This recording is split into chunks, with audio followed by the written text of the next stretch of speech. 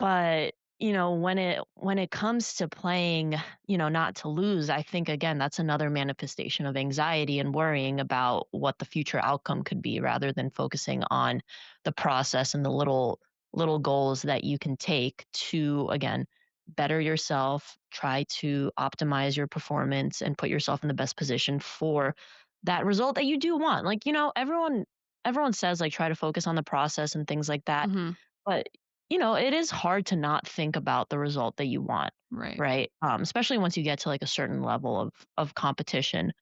But I feel like the people who are able to separate those two things, being like, yes, I want this certain result, Mhm. this positive result, but here's how I'm going to get to it, are Right. the ones that set themselves up for success versus those people who are like, I want this result. And like, if I don't get this result, it's the end of the world. Exactly. Again, like you're focusing on that end point rather than realizing that there is a certain process that you have to go through to get to that end point. And again, focusing on those little steps in that process is way better mentally Mhm. than just, only worrying about winning. There was one time where I was taking organic chemistry, which that was not fun at all. And I remember, I think I got a bad grade on a test, and it was like the first test of, I think, the whole semester for that class. And I remember we were doing some doubles drill. And I just remember I missed like my third backhand in a row in the net, and I just started bawling, crying. Wait, I don't remember that. I must have been You on a didn't, different I don't court. think you saw me. Like, I was like, "Lynn, I'm not okay." And it had nothing to do with missing the Yeah. shots. It was the fact that I just got a really bad grade, and it was Pent up just really frustration. affecting me. And Hmm. I think missing that third ball, it was just like the last straw. And I just started bawling. I was like, I can't do this. Yeah. So At least it wasn't Krispy Kreme, Alex. Guys, in college, Alex would. Hey, hey, It no, was hey, one of the hey, no need most. for that. Anya's No really need calling for you out that. right Things now. I've seen. Yeah. Sorry, one of the most impressive things I've seen. Also, one of the most disgusting things I've seen in my life.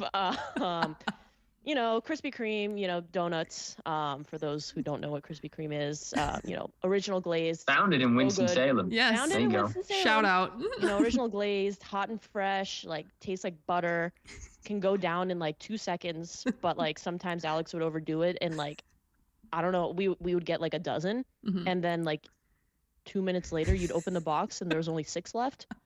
Like, and he would just be like inhaling these donuts I Do was you like, remember? because they were so buttery and light, and we'd be sitting there like, oh my it's like a god, They magic were trick. unbelievable though, weren't they're they? so So good. good. Yeah. Do you remember? Do you ever remember? I literally remember exactly where we were parked, or not parked, where we were driving when I tried to eat 12 in 1 minute. Yes. I 100% We were remember we were this. just coming out the thing in literally at the junction. It was a red light, and I think Kyle was like, I'll give you $10 if you eat 12 in 1 minute." I'm like, bet. Like, Easy. yeah.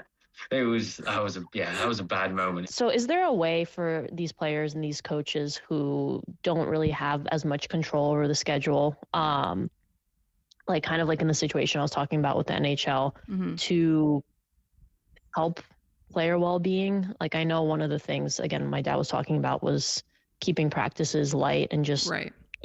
maintenance. Are there any other strategies that could help?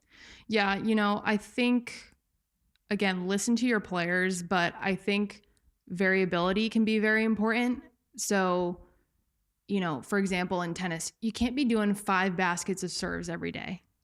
Like the Mhm. monotony of that. Shoulder would fall off. Exactly. The same motion over and over again. Like you have to have variability. That is going to help your body adapt better. And it's going to keep from that exhaustion happening and that fatigue from happening.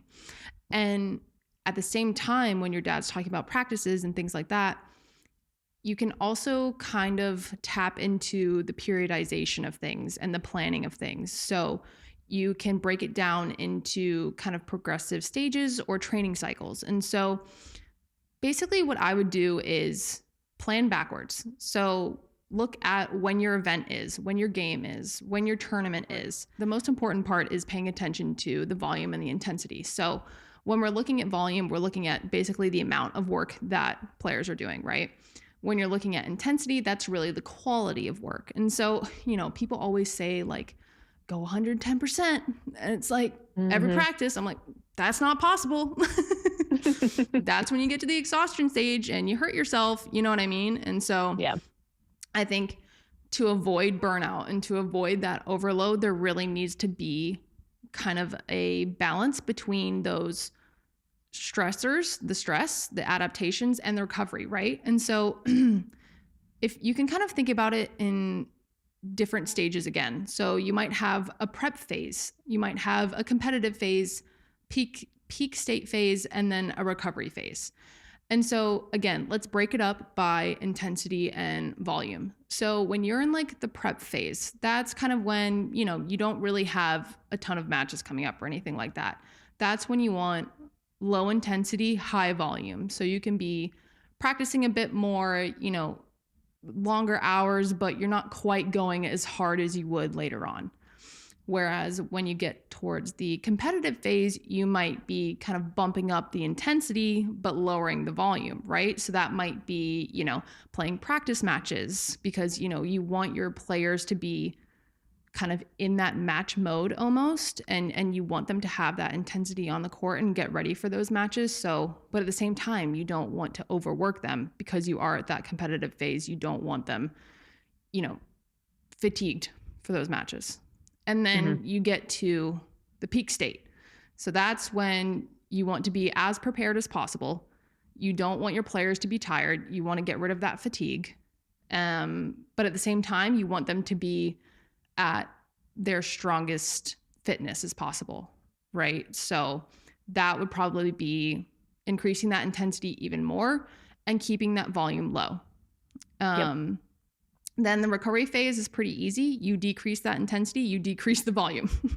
So Mhm. you're taking everything down during that recovery phase. Honestly, just going by those phases can be so helpful, and working backwards and making sure that, you know, you're using progressive overload, you know, you're adding those stressors onto players at the right times so they can adapt and their bodies can adapt. They can mentally adapt, but at the same time, you need to be letting them recover. And I think, you know, with all of the schedule changing and all of that travel, it's going to be important that coaches kind of implement this kind of stuff into their daily practice.